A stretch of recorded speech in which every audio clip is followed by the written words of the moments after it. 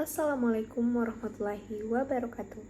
Shalom, Om Swastiastu, Namo Buddhaya, Salam Kebajikan, Rahayu. Halo teman-teman semua, saya Wafik Nurul Azizah dari program studi Pendidikan Antropologi Universitas Negeri Makassar. Adapun tujuan saya membuat video ini yaitu untuk memenuhi tugas dari mata kuliah studi pustaka mandiri. Pada kesempatan kali ini, kita akan membahas secara singkat tentang masyarakat Bugis, transformasi budaya mereka dari tradisional ke modern, serta berbagai aspek sosial yang menjadi ciri khas masyarakat ini. Penjelasannya juga akan mencakup perspektif ilmuwan sosial yaitu Christian Pereras dari buku terkenalnya yaitu Masyarakat Bugis. Transformasi budaya dan masyarakat Bugis tidak bisa dianggap sebagai masyarakat tradisional yang statis dan kaku. Budaya mereka terbuka terhadap pengaruh luar, terutama dari aktivitas perdagangan yang melibatkan bangsa seperti Melayu, Jawa, Cina, dan Barat. Budaya Bugis selalu mengalami perubahan dengan mampu menyerap unsur luar dan mengolahnya menjadi bagian tradisi yang kuat dan padu. Abad ke-19 menjadi titik penting saat arus kapitalisme dan industrialisasi mulai masuk, menggoyahkan industri lokal, namun membuka ruang sosial yang lebih luas dan wawasan global. Hal ini menandai munculnya ciri modernitas dalam masyarakat Bugis. Kekerabatan adalah fondasi utama dalam struktur sosial Bugis yang bersifat bilateral, yaitu mengikuti garis keturunan ayah dan ibu. Sistem ini membedakan status dan hubungan antar generasi seperti kakak adik dan anak keponakan, dan semua saudara seketurunan disebut sumpung loloh. Kemudian perkawinan lebih dari sekedar penyatuan dua individu, tetapi menjalin persatuan keluarga. Dengan idealnya perkawinan antar kerabat seperti sepupu. Perkawinan ini juga berfungsi untuk mengikat orang lain menjadi bagian keluarga, terutama di kalangan seperti bangsawan, di mana proses perkawinan melibatkan tata cara yang terbilang ketat dan ritual khusus seperti mak manu-manu, mapak buting, dan maparola, serta upacara sakral oleh seorang bisu. Dalam hal gender, laki-laki dan perempuan di Bugis itu dianggap setara, meskipun pengaruh Islam memperkuat peran laki-laki. Hal ini tidak mengurangi kebebasan dan peran aktif perempuan yang tampil dalam arena publik, politik, bahkan bisa menjadi raja dan panglima perang.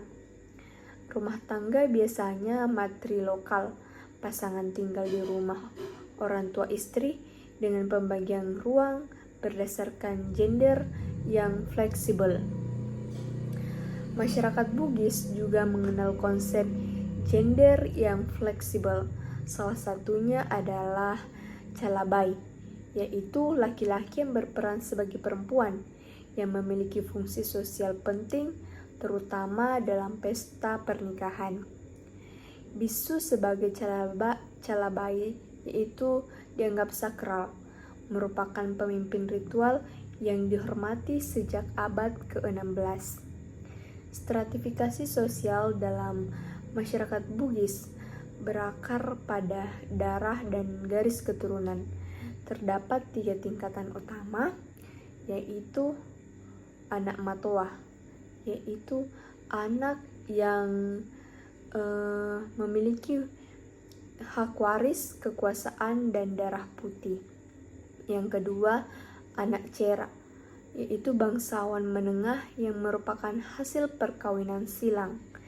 Yang ketiga, tau maradeka atau rakyat biasa yang bebas.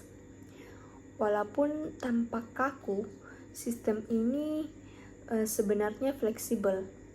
Seseorang bisa naik status sosialnya melalui perkawinan, migrasi, atau keberhasilan ekonomi. Gelar kebangsawanan seperti Andi dan Daeng menjadi lambang status sosial yang penting. Stratifikasi ini juga ditunjukkan lewat pakaian, rumah, serta sapaan, dan sangat terkait dengan adat dan mitos leluhur. Sistem ini diyakini berasal dari masa awal kemunculan kerajaan Bugis, terpengaruh oleh kedatangan dari Kalimantan yang membawa struktur sosial yang lebih terorganisir. Wajo dan Luwu menjadi pusat awal perkembangan sistem sosial ini yang dilegitimasi melalui Lagaligo, kitab kuno yang berisi mitologi dan sejarah. Pemerintah dan wilayah kekuasaan. Sistem pemerintahan Bugis terdiri atas kerajaan-kerajaan kecil yang tidak pernah bersatu secara politik dalam satu pemerintahan besar. Kerajaan-kerajaan ini kerap membentuk persekutuan untuk menjaga kepentingan bersama. Pemilihan raja dipilih secara demokratis oleh pemuka kerajaan dan juga masyarakat, termasuk kaum perempuan yang memiliki hak suara. Setelah terpilih, raja membuat dewan perwakilan yang harus mewakili seluruh kelompok masyarakat untuk menyerap segala kepentingan umum. Wilayah pemerintahan disebut wanua yang bisa sangat besar dan beberapa subwilayah yang memiliki pemerintahan mandiri.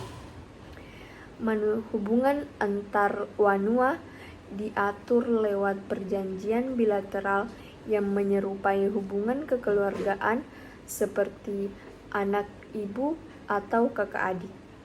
Di Wajo, wanua terbagi menjadi 3 kelompok utama, yaitu dalam sistem ekonomi.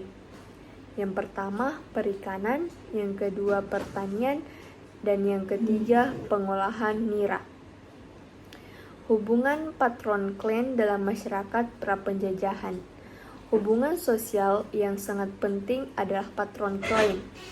Patron bertujuan untuk bertanggung jawab memberikan perlindungan, makanan, tempat tinggal, serta kesejahteraan kepada kliennya yang harus memenuhi perintah patron, mulai dari bekerja berat hingga membantu pesta.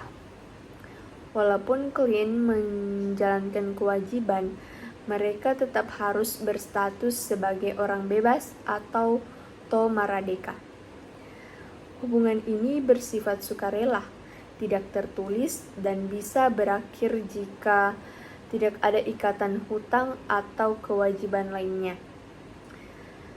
Kekayaan dan kekuasaan patron berasal dari lahan, perdagangan, jabatan, dan pungutan pajak.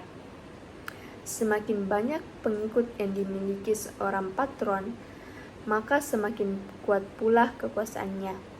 Contohnya yaitu Arung Palaka yang berpangkal kuat dari sistem patron klan ini.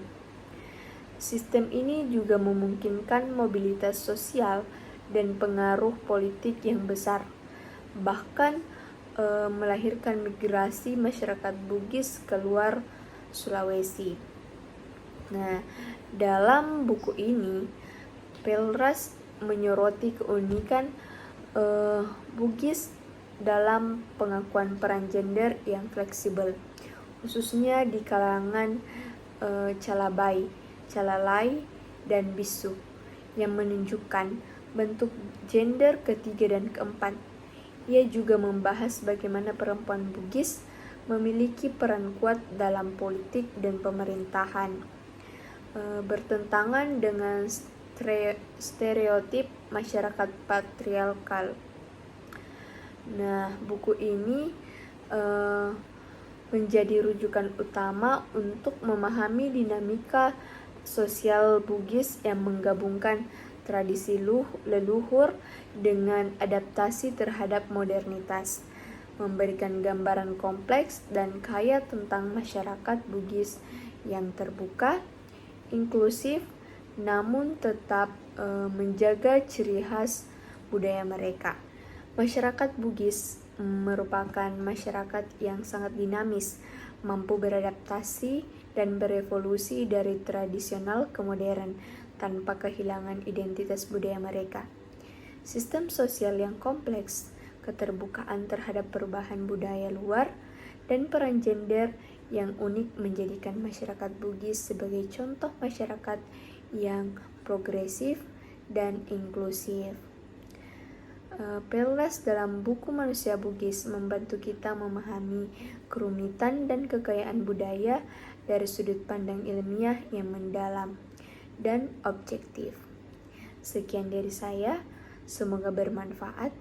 Assalamualaikum warahmatullahi wabarakatuh.